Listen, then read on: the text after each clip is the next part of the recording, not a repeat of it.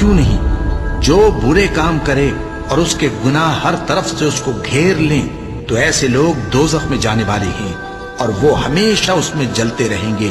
اور جو ایمان لائیں اور نیک کام کریں وہ جنت کے مالک ہوں گے اور ہمیشہ اس میں عیش کرتے رہیں گے۔ اور جب ہم نے بنی اسرائیل سے عہد لیا کہ اللہ کے سوا کسی کی عبادت نہ کرنا اور ماں باپ اور رشتہ داروں اور یتیموں اور محتاجوں کے ساتھ بھلائی کرتے رہنا اور لوگوں سے اچھی باتیں کہنا اور نماز پڑھتے اور زکوٰۃ دیتے رہنا، تو چند آدمیوں کے سوا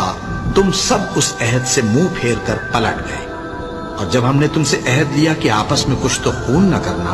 اور اپنوں کو ان کے وطن سے نہ نکالنا، تو تم نے اقرار کر لیا اور تم اس بات کو مانتے بھی ہو۔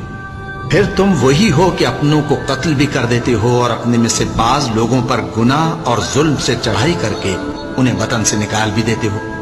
اور اگر وہ تمہارے پاس قید ہو کر آئیں تو بدلہ دے کر ان کو چھڑا بھی لیتے ہو، حالانکہ ان کا نکال دینا ہی تم پر حرام تھا۔ یہ کیا بات ہے کہ تم کتاب اللہ کے بعض احکام کو تو مانتے ہو اور بعض سے انکار کیے دیتے ہو؟ تو جو تم میں سے ایسی حرکت کریں ان کی سزا اس کے سوا اور کیا ہو سکتی ہے کہ دنیا کی زندگی میں تو رسوائی ہو اور قیامت کے دن سخت سے سخت عذاب میں ڈال دیے جائیں۔ اور جو کام تم کرتے ہو اللہ ان سے غافل نہیں۔